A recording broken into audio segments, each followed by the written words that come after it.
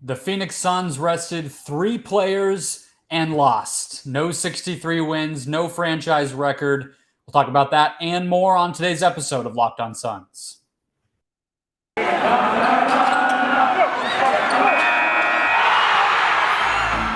You are Locked On Suns, your daily Phoenix Suns podcast. Part of the Locked On Podcast Network, your team every day.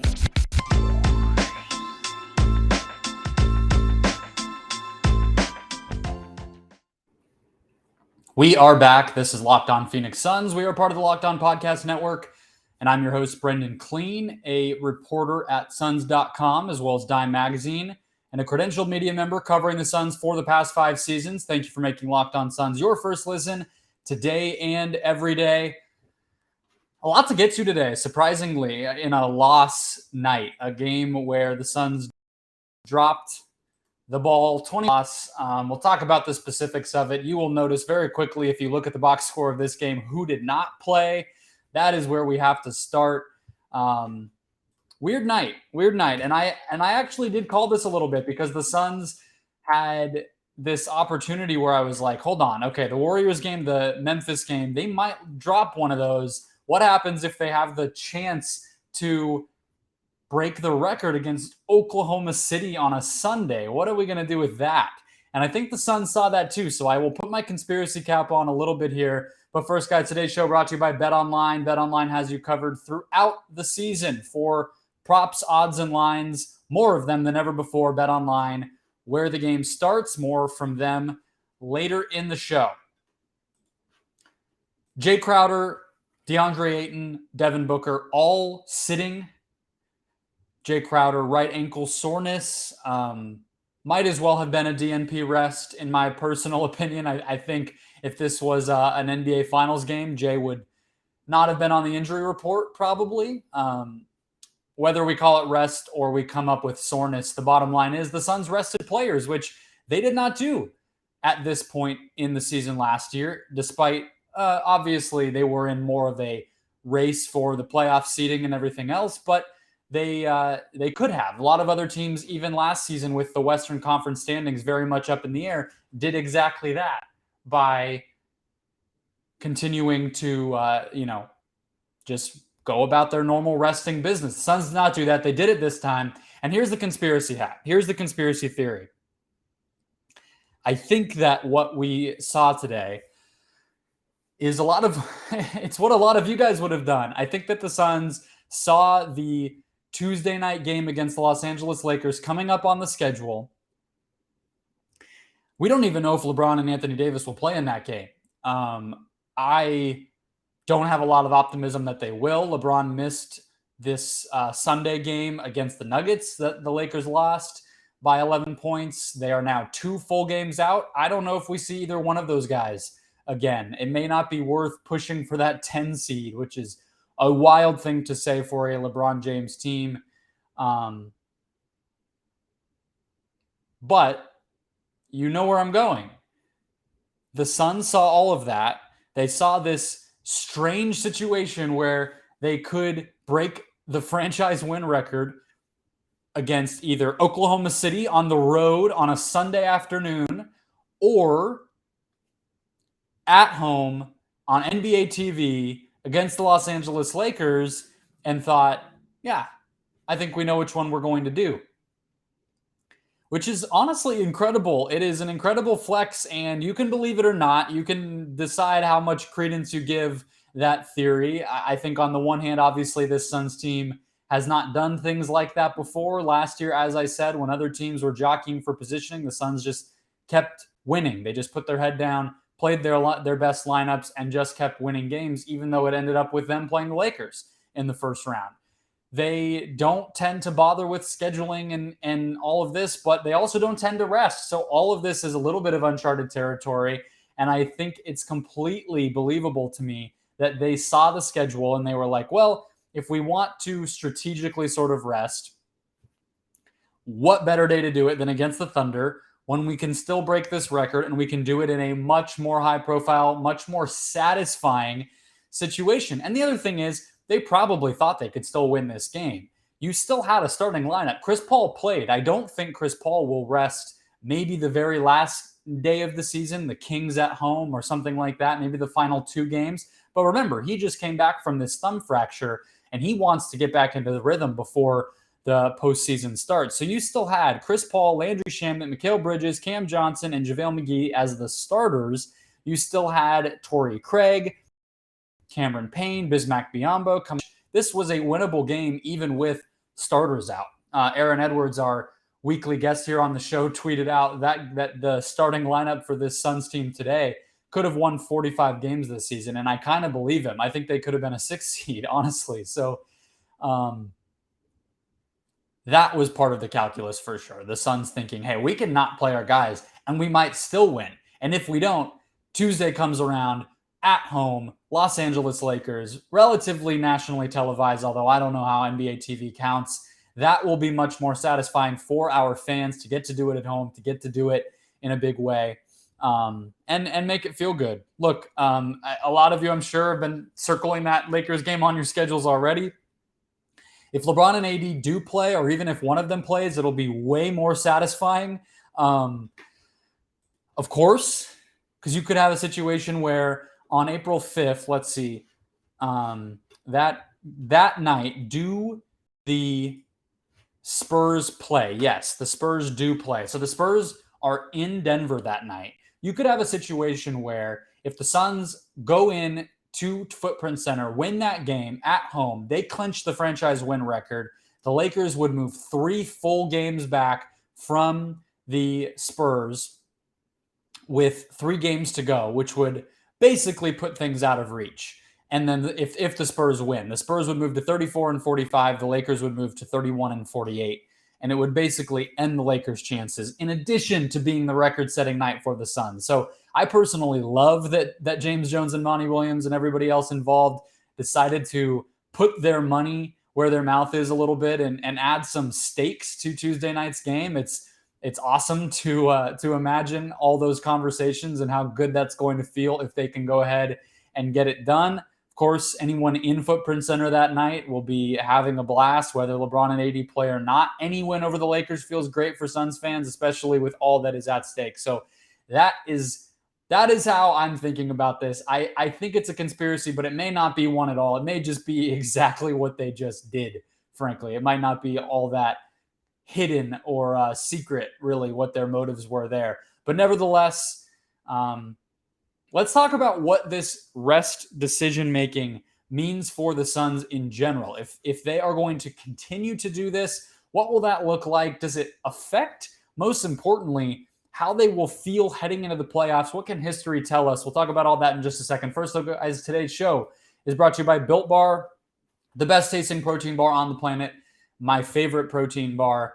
The most consistent, really, is the point here, because you know what you're getting. You know it's going to be a delicious flavor that you love, and you know it's going to be good for you. That's what can be difficult. There are so many protein bars, if you go to the aisle at the grocery store, that are cram-packed with sugar, and it doesn't even feel much like you are doing the right thing for your body. It feels really almost more like you're having a treat or a dessert that just happens to have protein in it. That's not what you want. You want something that can fuel you before or after a workout, maybe between meals, something that will get the right types of things into your body, supplement some of that protein that you might be missing with other meals. And of course, it's still going to taste good. It just isn't going to have all the sugar like the rest of them do.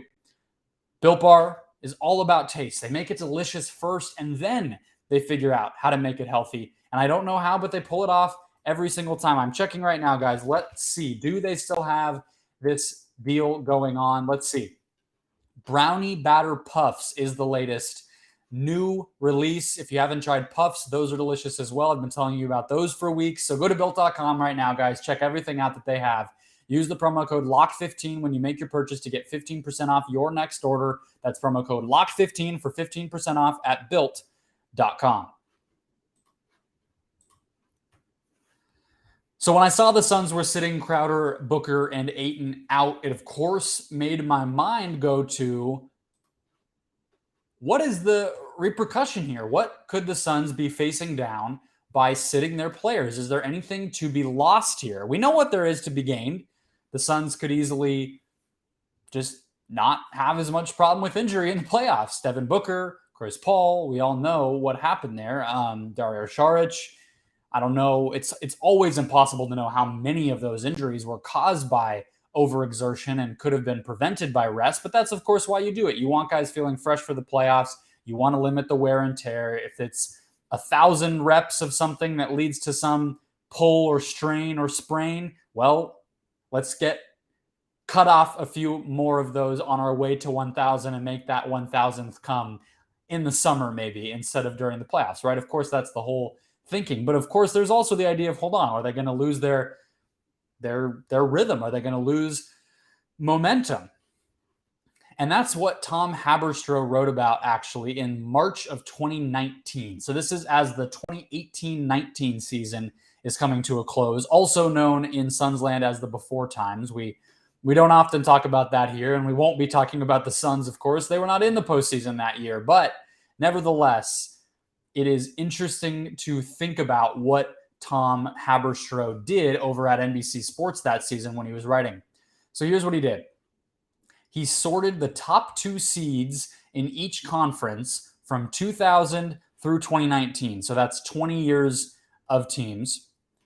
And he sorted them into 2 groups. One was teams that were either 9-1 or 10-0 in the final 10 games of the regular season, being good at the right time is how he described it, or teams that had a losing record in their final 10 games, freaking everybody out.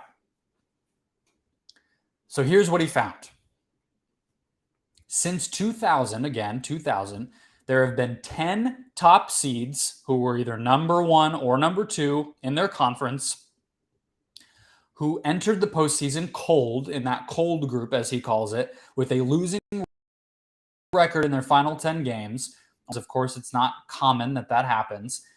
Of teams that did that, losing record in the final 10 games, 6 of them ended up in the finals anyway. So you could anticipate that often means that they would be sitting players, right? They're not playing their best lineups. Or there's just times, he gives the example of the Warriors, which we can talk about in a second. They just didn't play as well. They weren't focused. They didn't have a lot to play for, and they just lost winnable games. But 6 of those 10 teams made it to the finals anyway. Of the 10 seeds that Tom was able to find who entered the postseason scorching, of course, there are some teams that are in neither group. There's some that are just like 6-4 in their final 10 games, 7-3, and he didn't combine or include those at all here. But there's 2 seeds here, top seeded teams, who entered the postseason with at least 9 wins. So either 9-1 or 10-0 in their final 10 games. Only 5 of those teams reached the finals, which is actually fewer than that cold group who basically limped to the finish line. He gives the example of those Warriors in the 2017-18 season, which is the year that they swept LeBron's Cavs in the finals. They were 4-6 in their final 10 games and 7-10 in their final 17 games. They lost by 40 to the Utah Jazz with Kevin Durant, Klay Thompson, and Draymond Green all in the lineup. And of course, they turned around and went 16-5 in the postseason and again swept those Cavs in the finals. Of course, that's the Warriors. I'm not comparing the Suns. I'm not saying that's what's on the horizon and that the Suns are going to do that same thing. But what's fascinating there is just how little it really seems to matter. If you're great, if you're good enough to be at the very top of your conference heading into the playoffs, it almost doesn't matter what happens at the very end of the year. Whether you're sitting guys and losing, whether you're catching fire at the right time and you look unbeatable, top of the world, it does not seem to matter whatsoever. So let's look a little bit closer at the Suns here. So they obviously had the 9-game win streak. Now they've lost 2 in a row. So if we just were to take the last 10 games of the season, they have 4 more after this one. They're already on the 2-game losing streak. And then the 4 prior to that were all wins. So they are right now 4-2 on games that are in the last 10. The last 4 here, though, are home against the Lakers, which I think you can almost set in stone that will be a Suns win with what is at stake and the fact that it's an opportunity to clinch that record at home against a rival. In Los Angeles the next night, you can bet the Suns will rest players. Second night of a back-to-back on the road against a Clippers team that is playing very well right now and is a handful and is deep and plays with energy and everything else. You can bet they will rest players that night.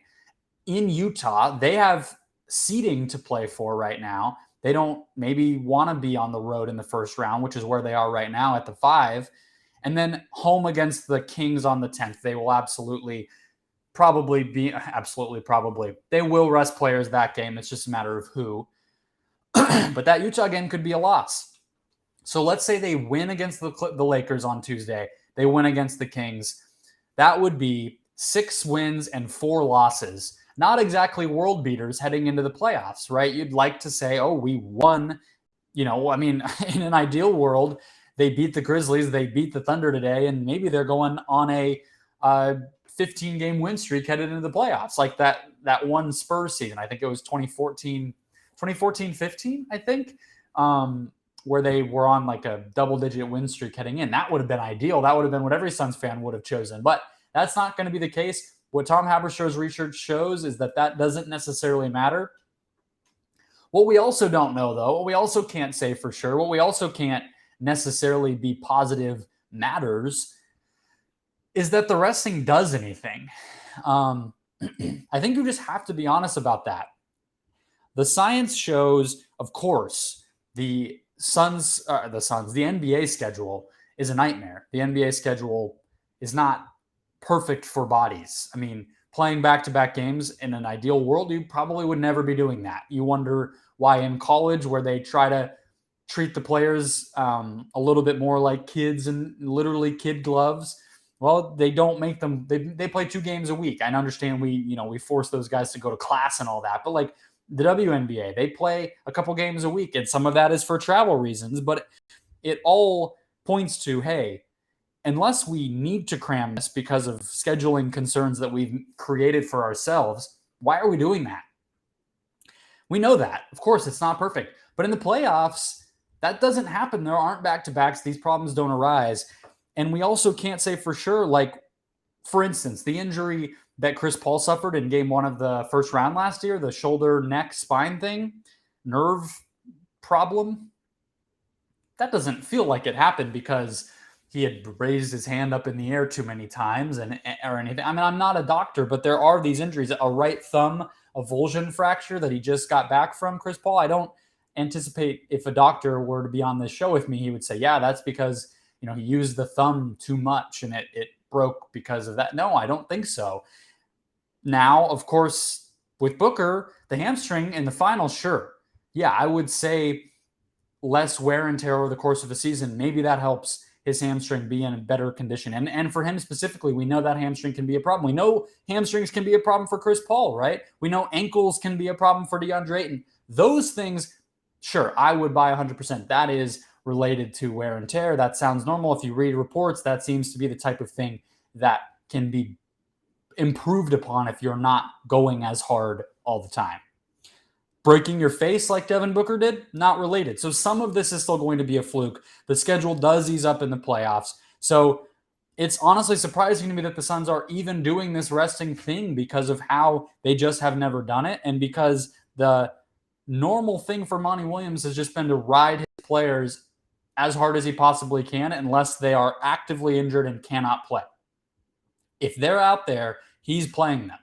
So it's interesting. It's a change of philosophy a little bit. It may or may not come back in a positive way. It's really impossible to know, which is what makes it kind of interesting to think about. But nevertheless, do not worry.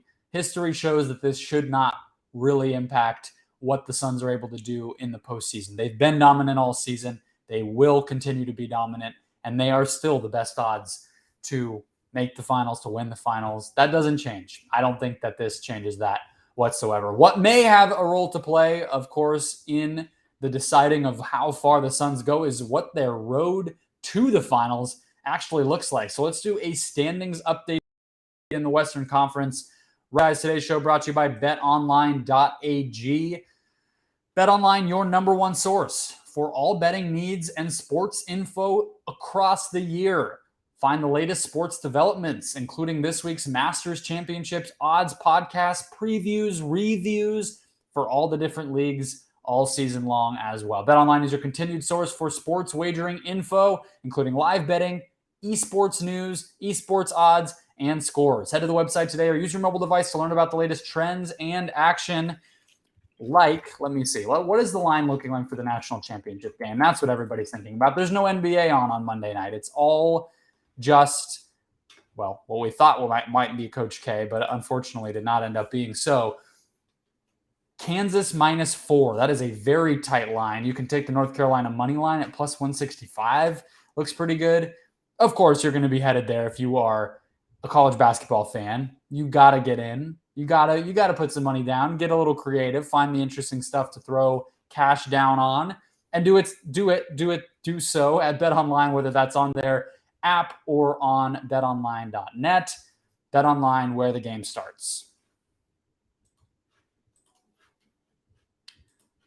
All right, closing things out here with a quick standings check-in. As things stand right now, I am looking. What were the big scores? The Mavs won. They beat the Bucks, which was one of the bigger Mavs games left. That was one of the ones, if you were going game by game, what's this, you would say Dallas is going to lose to the Bucks, and they didn't. So it makes things incredibly interesting. You have the Lakers losing, as I talked about a minute ago. You have the Warriors winning, and you have the Spurs winning. So the 7-8 hasn't moved. So the Suns' first round matchup is basically locked in stone. It is whoever wins the second play-in game, which will likely be Clippers and then the winner of Pelicans Spurs. That's just assuming the Clippers are the 8 seed. They're going to be on the road for the play-in game. They would be favored to lose the first play-in game. Minnesota would be favored to win, but maybe Paul George makes you feel like the Clippers will actually just win that one. Either way, that's been the same for a while. 7, 8, 9, 10 has been the same for a week or two. Dallas is a game behind the Warriors with 3 games to play for each of those teams. They are a game behind the Warriors with 3 games to play for the 3 seed. So Golden State right now has the 3 seed. Dallas has the 4 seed, and that is locked in. I misspoke a second ago. The Jazz are actually in the 6th spot right now, a half game behind Denver, which is incredible. I mean, the Jazz falling off is actually, it's kind of disappointing. I mean, whatever, not a Jazz show. That's where things are. So what you're looking at right now would be Suns, Clippers, Grizzlies, Wolves, Warriors, Jazz, and Mavericks, Nuggets. Mavericks, Nuggets would be a blast of a series. Jokic and Luka would be awesome. But what that means for the Suns is the Mavs or the Nuggets in the second round. If Golden State can just hold on to that spot, the Suns can avoid playing them until the conference finals. Maybe you're of the opinion Memphis is a scarier team at this point, and they've been locked in at 2 for a while. The Suns don't have to worry about facing them until the conference finals at all. Nobody's catching Memphis. They are locked into that 2 seed.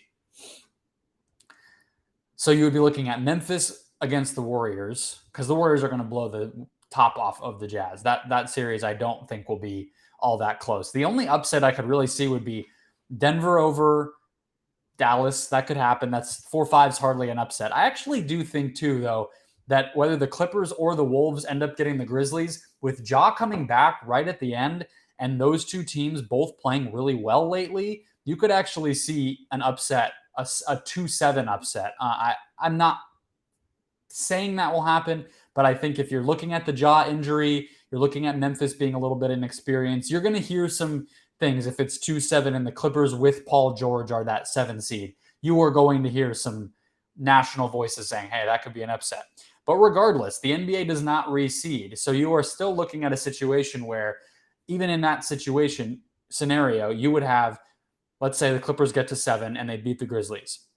You still have Clippers, Warriors in the second round, and the Suns would still just be playing the winner of Dallas and Denver. It doesn't mean because a lower seed wins, the Suns being the 1 seed now play the lowest seed. That's not how it works. They are locked in. The NBA uses that bracket, and they are married to that bracket. So the Suns need to be rooting for the Warriors and the Mavericks to keep where they are. So let's again check in. I said the Bucks game was one you would have assumed the Mavericks would drop. They did not. They beat Giannis and Milwaukee. So the Warriors' schedule down the stretch here, Thursday, they're off until Thursday after winning tonight. Thursday at home against the Lakers. That one will be largely determined by, do the Lakers still have something to play for? Saturday at San Antonio. Again, do the Spurs have something to play for? Sunday at New Orleans, which the New Orleans thing is actually a little bit interesting because they will need to be playing to keep home court advantage in the 9-10 game. So that game will probably have New Orleans playing their guys. If the play-in race stays tight, you could see all three of those games being must-wins for their teams and the Warriors getting a pretty big fight against their opponent. The Dallas schedule here, the last three games, is much, much easier. At Detroit, home against the Blazers, home against the Spurs. They could win all three of those. So, and the Spurs, again, they might be playing for home court in that first game. So I'm not discounting that. But they should beat the Pistons and they should beat the Blazers. And all they have to do is keep their spot. The Warriors are the ones who have to leapfrog them. So I think the safe money is for Dallas to keep that 3 seed I'm saying it backward. Dallas needs to leapfrog them, and they might be able to, is my point. Dallas can win their games. Golden State has a much tougher road, but Dallas needs to basically win out, and the Warriors would, need to go 1-2 or whatever.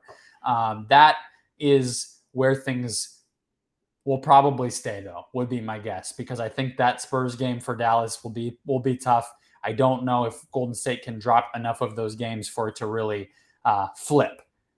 Suns Mavericks in the second round is probably where we are headed if everything goes chalk.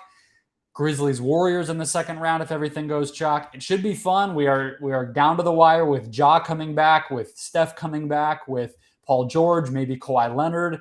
We don't know. It's all Michael Porter. There's a ton of players who are supposedly going to be hurrying back the minute that the playoffs get here. And it makes for a lot of uncertainty and a lot of fun as we watch these games. But the Suns are riding high. They don't have to worry about much of that at all outside of the Kawhi thing. I'm not even ready to consider that reality. Not even going to talk about it here until I absolutely need to. That'll wrap us up for today, guys. Thank you for making Locked On Suns your first listen today and every day. Now go make Locked On NBA your second listen to catch up on everything you missed around the league this weekend.